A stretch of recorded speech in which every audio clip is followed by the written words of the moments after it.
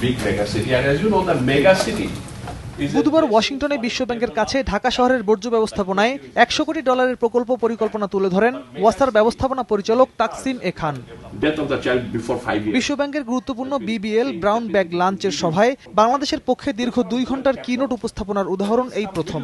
বিভিন্ন দেশের বিশ্বব্যাংকের প্রকল্প বিশেষজ্ঞ বাংলাদেশ সরকারের পানি ব্যবস্থাপনার প্রশংসা করেন। ওয়ার্ল্ড ব্যাংকের প্রত্যেকটা ওখানে প্রায় বিভিন্ন দেশে 40 জন ওয়াটার অ্যান্ড স্যানিটেশন এক্সপার্ট ছিলেন। সবাই এক বাক্যে বলেছে যে আমরা অনেকে জানতামও না যে তৃতীয় বিশ্ব বা ডেভেলপিং কান্ট্রি, সার্ক কান্ট্রি, এশিয়ার একটা দেশের পাবলিক সেক্টর একটা ওয়াটার ইউটিলিটি এত পর্যন্ত অর্জন করতে পেরেছে।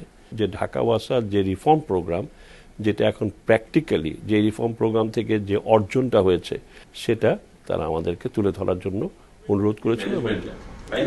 বিশ্বব্যাংকের সহায়তার বিষয়টি সুনিশ্চিত উল্লেখ করে তাকসিম বলেন, সুপেয় পানি ব্যবস্থাপনার পাশাপাশি বর্জ্য ব্যবস্থাপনার দিক থেকে মেগা সিটি ঢাকা হবে পরিকল্পিত ও সফল শহর। ওয়ার্ল্ড ব্যাংকের কাছে ইতিমধ্যে বাংলাদেশ সরকারের মাধ্যমে আমরা অলরেডি সাবমিট করেছি একটা প্রপোজাল, অলমোস্ট ±$1 বিলিয়ন, যার মধ্যে থাকছে মূলত আমাদের যে পাগলা সুয়ারেজ ট্রিটমেন্ট প্ল্যান্ট সেটার আপগ্রেডিং এবং উত্তরা সুয়ারেজ ট্রিটমেন্ট প্ল্যান্ট তৈরি করা উইথ নেটওয়ার্ক এবং মিরপুর সুয়ারেজ ট্রিটমেন্ট প্ল্যান্ট তৈরি করা এবং নেটওয়ার্কিং করা এবং আমাদের ট্রেনিং ফ্যাসিলিটিস, যেটা ওয়ার্ল্ড ব্যাংকের এখন অ্যাক্টিভ কনসিডারেশনের মধ্যে আছে। অবশ্যই এখন তারা আবার ফ্যাক্ট ফাইন্ডিং মিশনে যাবেন।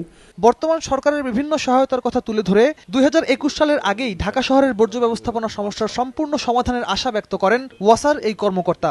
বর্তমানে ওয়াসার প্রকল্পে বিশ্বব্যাংকের $150 কোটি বিনিয়োগ রয়েছে।